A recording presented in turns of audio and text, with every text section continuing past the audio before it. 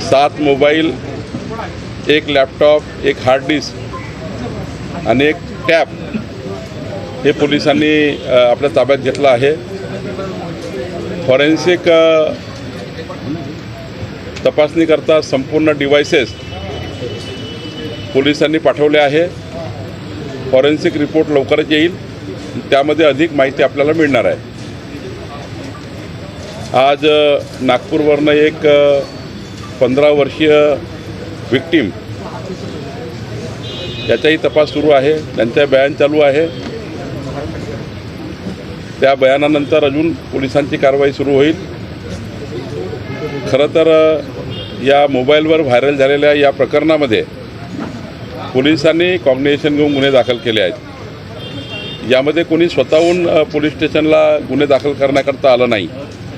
स्वतः पोलिसांनी याची खबरदारी घेऊन जेवढ्या साईट्सवर, जेवढ्या वेबसाईटवर किंवा ज्या ज्या सोशल मीडियावर, यूट्यूबवर, फेसबुकवर अशा प्रकारचे प्रसारण झाले आहे ते थांबवण्याचं काम पोलिसांनी केलं आहे। पोलिसांनी अत्यंत काळजीपूर्वक या प्रकरणाची SIT मार्फत चौकशी चालू आहे। योग्य दिशेने चौकशी सुरू आहे। संपूर्ण आढावा मला दिल्यानंतर पोलिसांनी, आणि यामध्ये अजून जनतेला माझी विनंती आहे, नागरिकांना विनंती आहे,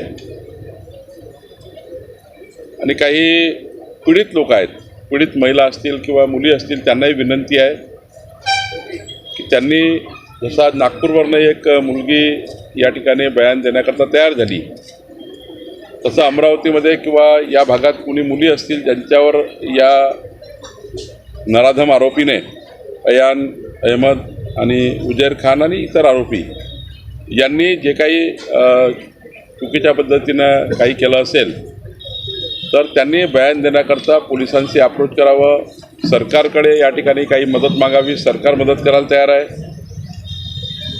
त्यांचे नावं येणार नाही याची काळजी घेईल, आणि काही नागरिकाकडे काही ॲडिशनल काही पुरावे असतील, शेवटी पोलिसांना तपासामध्ये मदत करणे आपली जबाबदारी आहे।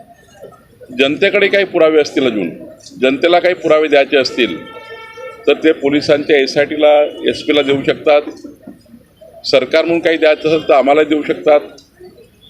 गृहमंत्री देवेंद्र फडणवीसजीकडे पाठवू शकतात। राज्याचे मुख्यमंत्री यांनीसुद्धा आज IG मुंबईत आहेत, त्यांनी आढावा घेतलेला आहे। मी स्वतः आज SP ऑफिसला आलेलो आहे। मला असं वाटतं की यामध्ये कोणालाही या ठिकाणी या केसमध्ये कोणी सुटणार नाही अशा पद्धतीची योजना आम्ही तयार केली आहे। जिथे जिथे आरोपी असतील, देशात असतील, विदेशात पडून गेले असतील, जे असतील, विदेशात तर पडून जाणार नाही कोणी, पण देशामध्ये जिथे जिथे असतील, कुठे पडून गेलं असेल तिथून त्यांचा शोध लावू, पण आरोपीला कोणाला सोडणार नाही। हे जे काही घटना, या घटनेला आम्ही अत्यंत तीव्र पद्धतीने, अत्यंत गांभीर्याने सरकारने घेतलेला आहे।